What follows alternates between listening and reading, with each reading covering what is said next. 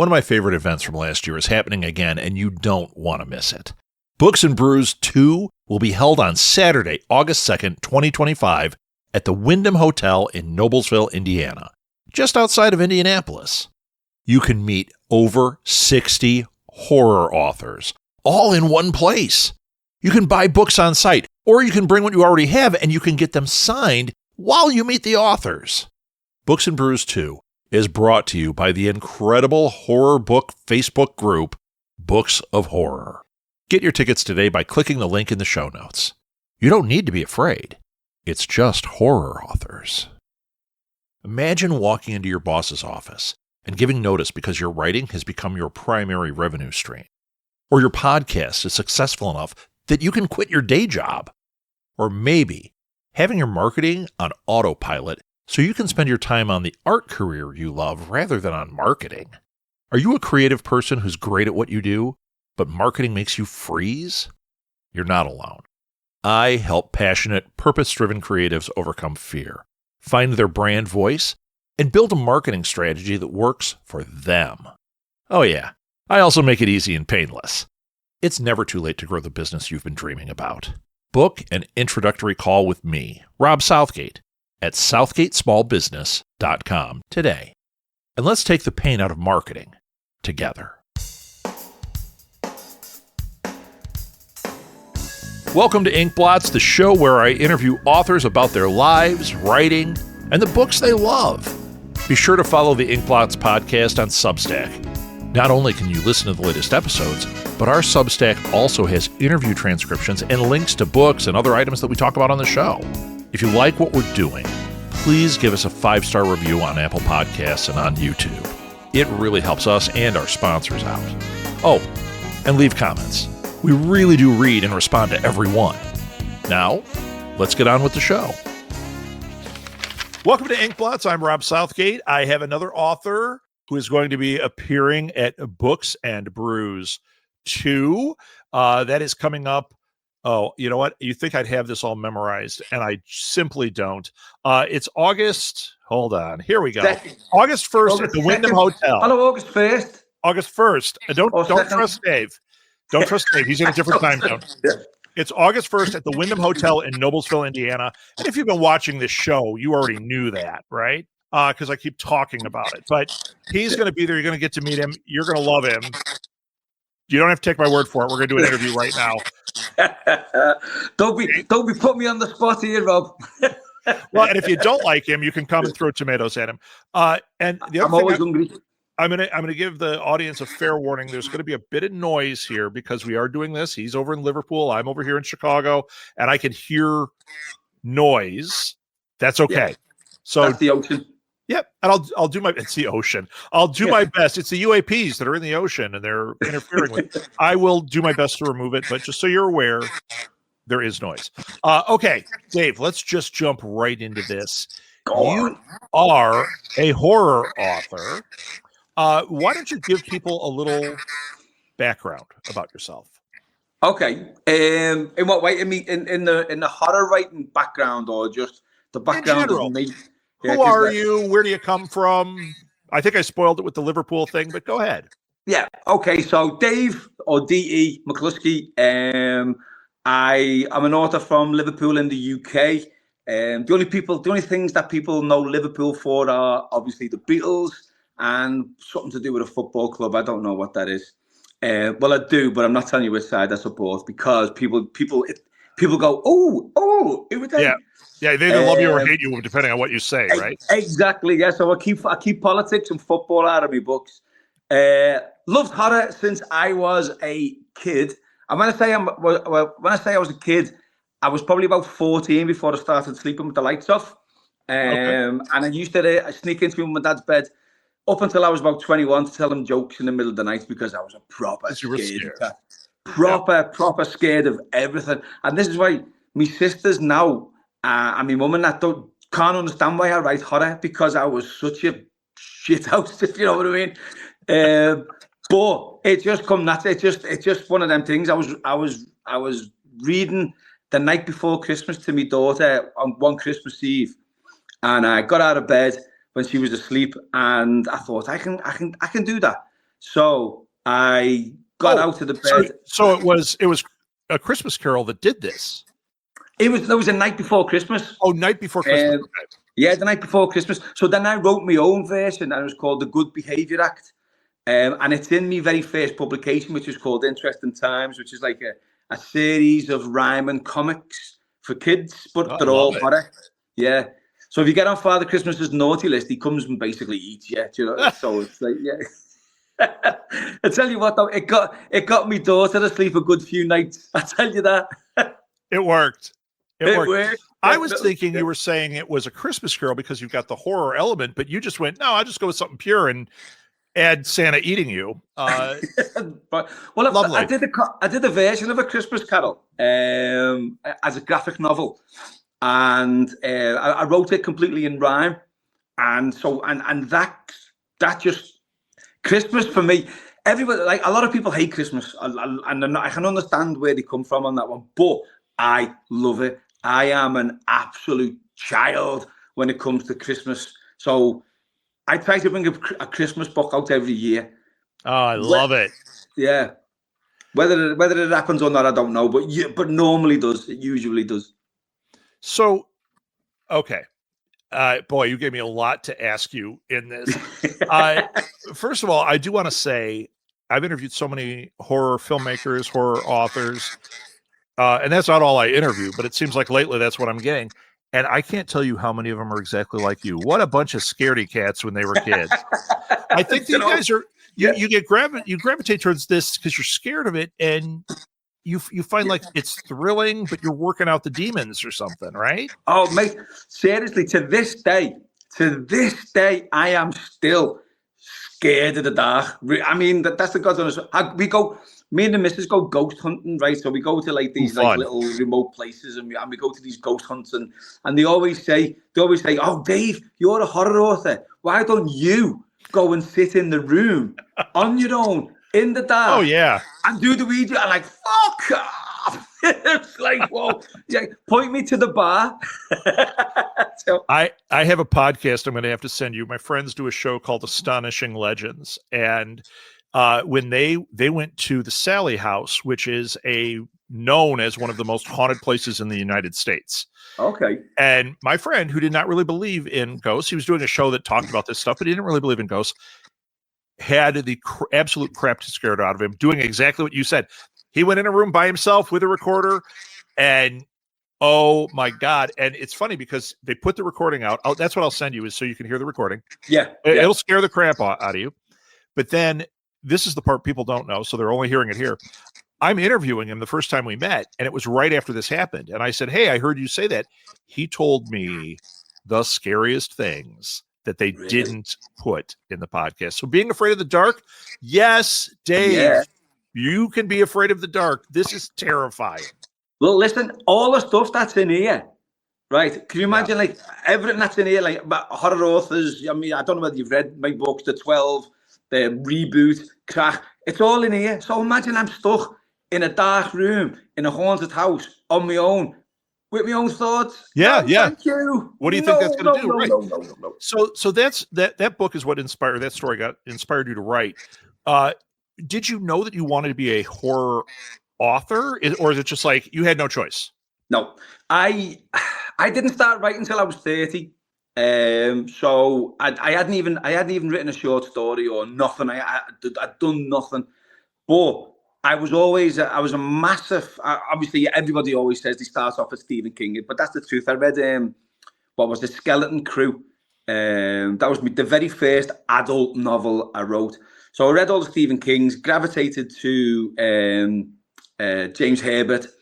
And then I got into Brian Lumley, and I got into like all sorts of like, all the different things. So I always gravitated towards the horror books.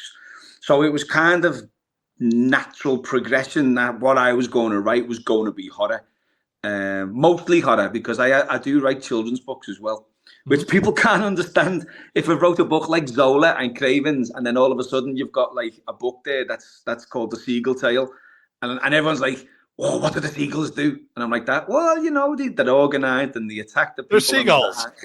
The seagulls, they're just nice. People can't understand that. Can't get it into their heads. You know, There you go. it's funny you say that because I actually do see the connection.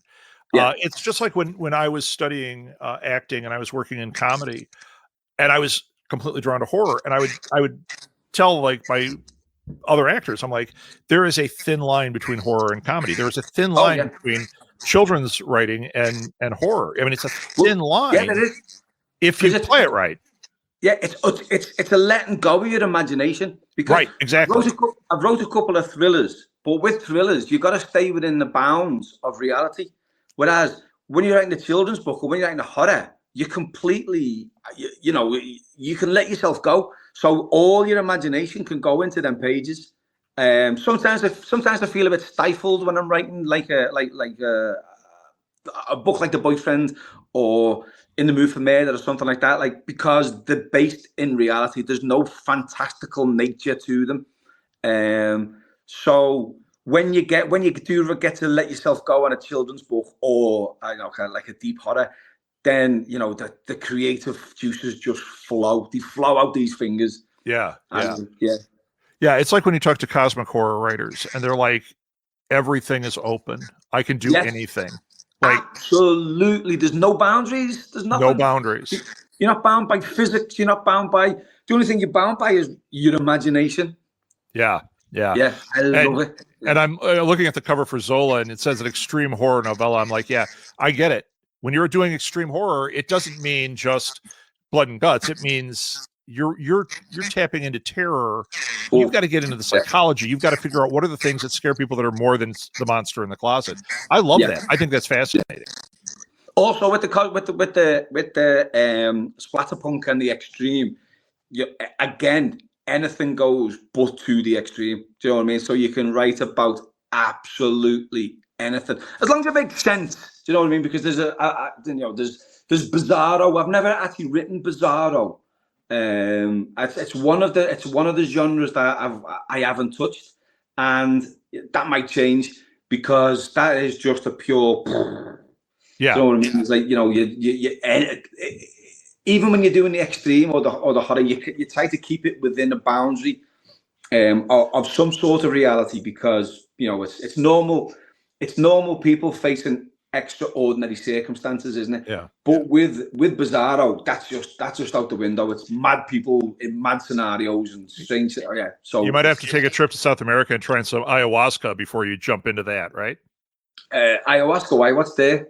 Oh, that's like acid. It's a drug that people go crazy, get crazy ideas. Right, okay, yeah. No, don't do it, kids. Don't do it. Okay, I've got some questions. Here's an easy one. Here's an easy one. Actually, it might not be for you, but I'm gonna pretend it's easy. Anyway. I want you to pick your top 3 horror authors right now. You want me to pitch them? Pick them. Tell me who are the top 3 in your opinion in this moment. I know you're going to say there's 75. Pick 3 right now. James Herbert, number 1, right across the board. Yeah. Brian Lumley, who did the Necroscope books, absolutely adore Brian Lumley. And Stephen King. I don't know what I'm trying to think of someone who's not Stephen King. No, you know what? It's legit. It's legit. You know, I mean, like when you said Skeleton Crew, that was one of my first too, and I just it made me fall in love with this. Right? Yeah. So I get it. I do.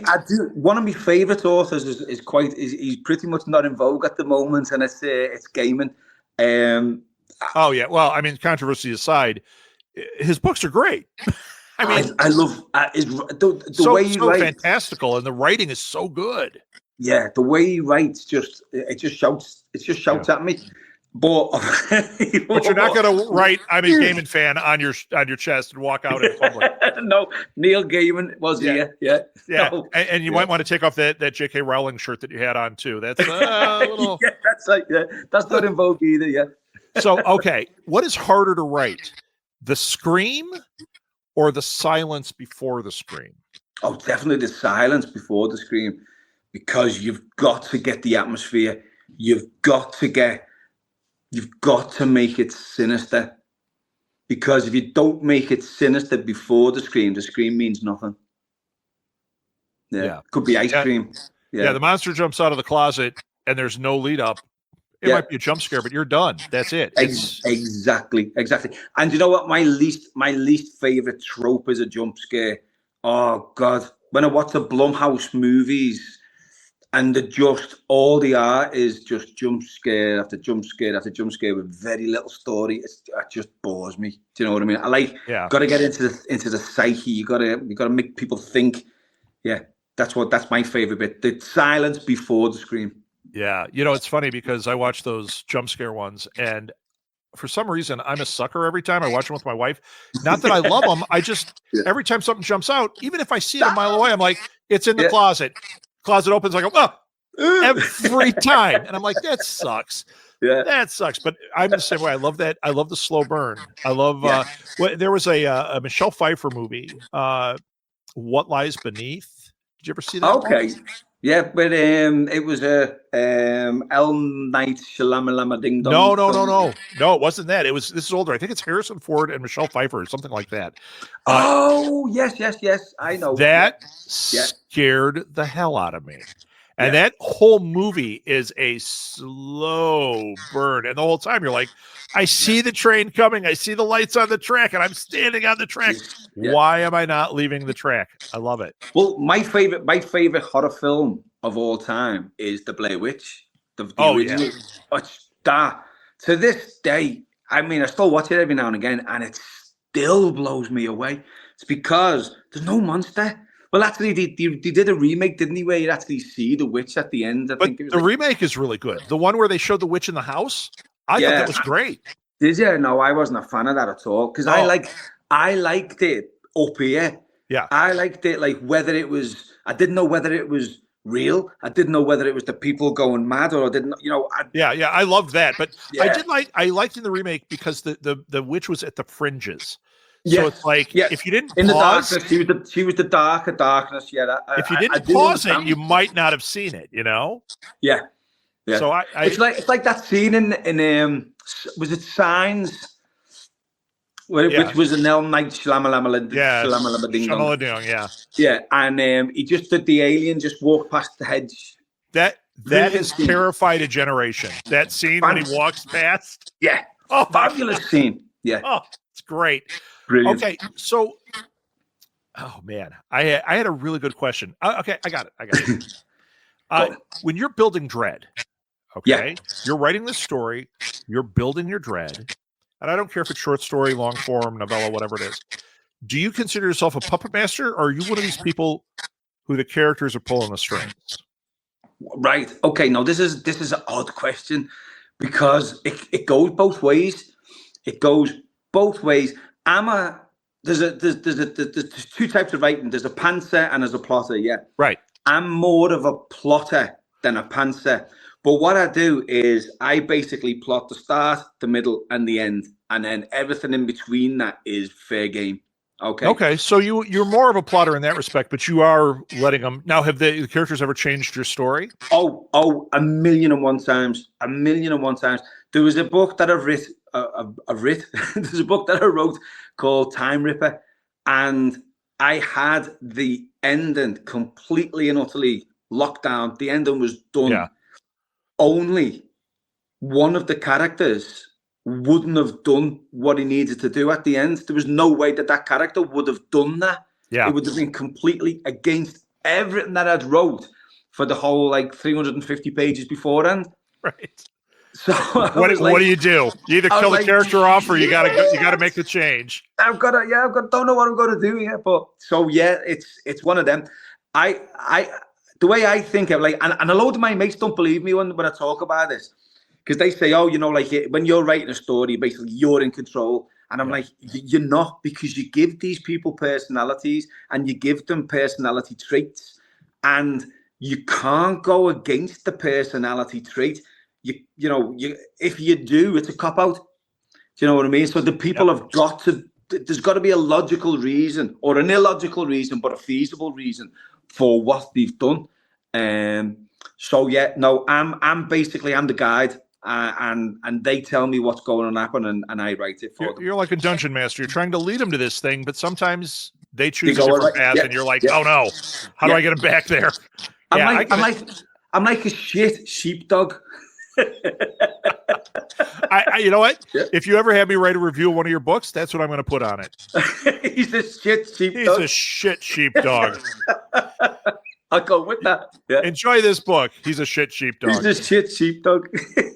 Oh my God. Yeah. So, okay.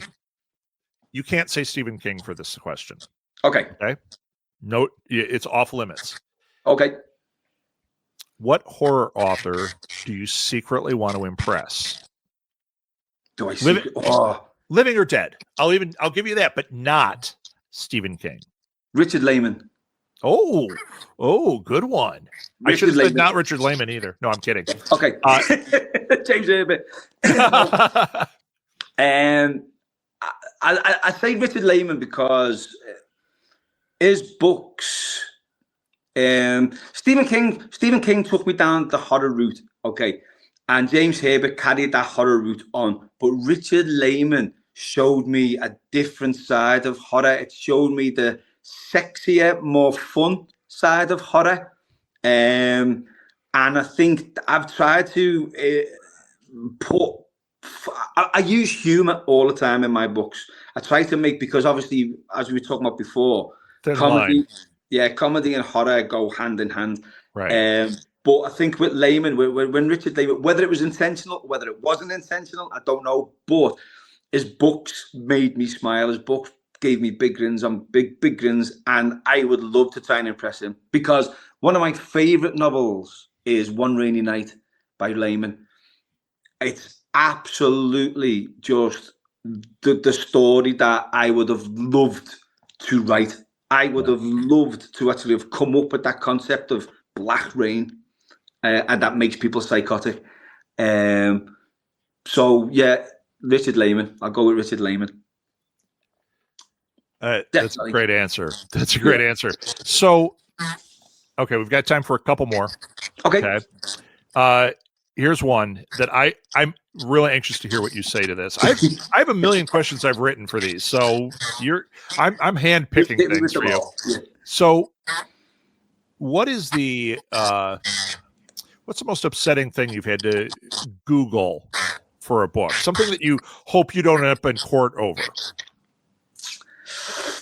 Okay, for one of my books, I had to Google when the Backstreet Boys got together. Yeah. That upset me. Why would that end you up in court?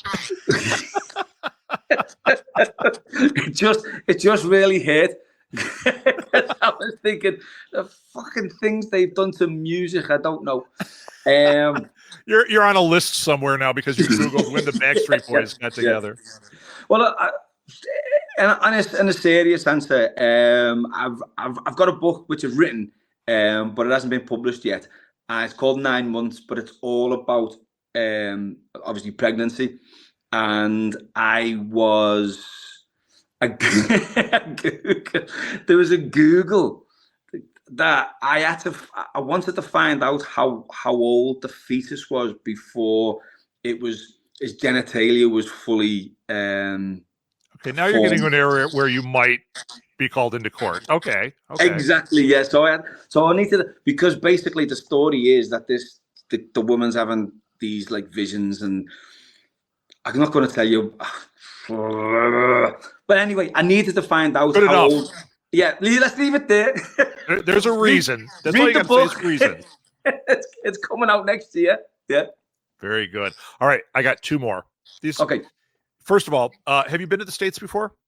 Oh yeah, number of times. Number of times. Okay. Yeah. So is this your first time coming to the Midwest? Coming to Indiana? First time to Indiana. I've been to Chicago twice. So is there anything that you're looking forward to seeing when you're in Chicago or Indiana? Well, we were going to stay in Chicago, but my missus can't come over with me now because she can't get the time off work. So one of the big things that I was really looking forward to doing when I was in Chicago was going to, there's two pizza shops that we ate last time that we were there. One's called Pizza Uno and the other one's called Pizza Duo. And I wanted to go to both and just eat that deep pan pizza. Oh.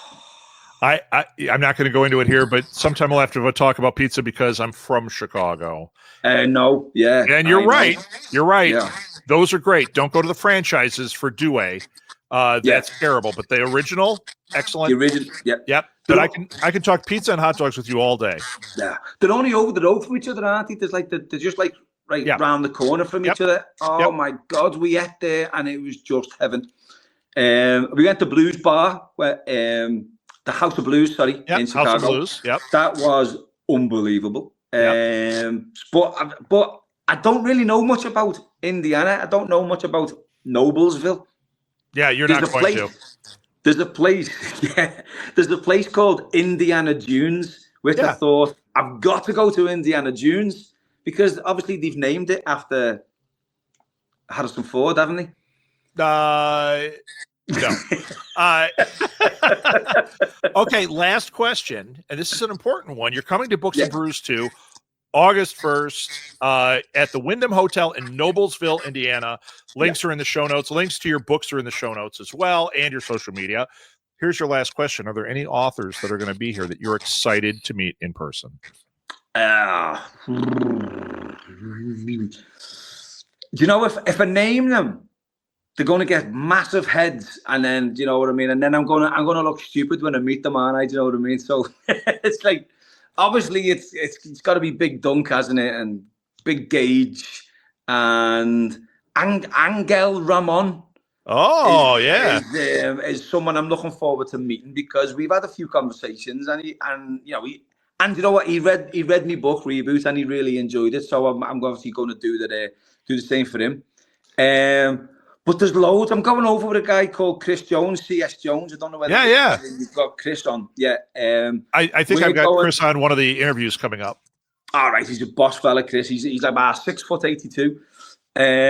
So you might have to get a wide angle lens for him. Sure. But yeah, so I'm going over with him. So he's a nice fella to meet. But there's so many authors there. So, you know, if I start mentioning names, then they'll either snub me, or, you know, they'll think they'll have one up over me. Do you know what I mean? Upmanship. Yeah. All right. So Very good. I'm leaving that one. Yeah. Well, David, this is great. I had so much fun talking to you. People, come meet him. Get signatures so you don't have to throw tomatoes at him. August 1st, Wyndham Hotel in Noblesville, Indiana. Buy his books. Get signatures. Turn out the lights. Scare the crap out of him. And there we go. That was great. Sing him a Beatles song. He'll be your friends forever. La, la, la, la, la, la, la. Careful, I don't want to get sued. All right, Dave. You have a great day, and good luck at Books and Brews. Thanks for having me on, mate. Cheers.